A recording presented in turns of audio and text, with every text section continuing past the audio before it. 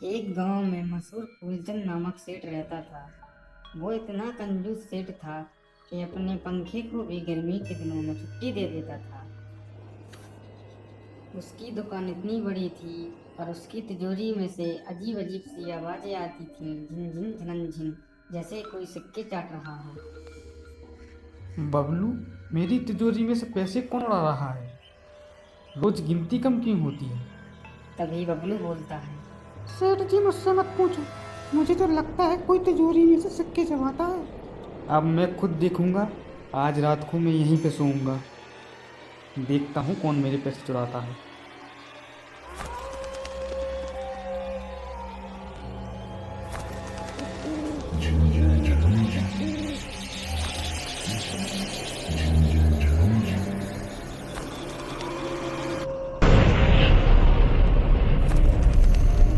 वाह, 500 रुपए की नोट की खुशबू 2 साल पुरानी चाय की महक जैसी है।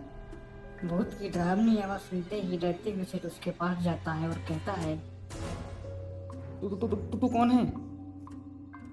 मैं चिरकुट भूत। मैं सिर्फ पैसों की खुशबू को जिंदा हूँ। बैंक वाले मुझे भगा देते हैं, इसीलिए मैं तिजोरी में रहता हूँ। एक काम कर, तू मेरी दुकान संभाल ले।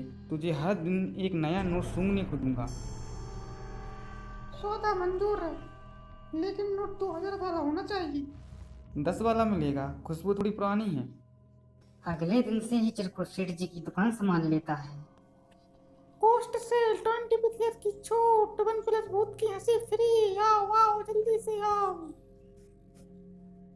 चिरकुट बुद्ध लोगों को हिप्नोटाइज करके ज्यादा सामान दिलवाता था और लोगों को पता भी नहीं चलता था कि मैंने इतना सामान कैसे खरीद लिया। तभी वो आदमी सेठ जी से कहता है, सेठ जी मैं तो नमक लेने आया था, आलू प्याज कैसे ले लिया मैंने? चिरकुट बुद्ध मनी मन में फुसफुसाता है, क्योंकि तूने मेरी खुशबू ली है, अब मेरी सैल भी ले। इस तरीके से उन्होंने खूब सारे पैसे कमाए। चिरकुट बुद्ध सेठ जी से कहता है, सेठ जी अब मैं अमीर भूत बन चुका हूँ।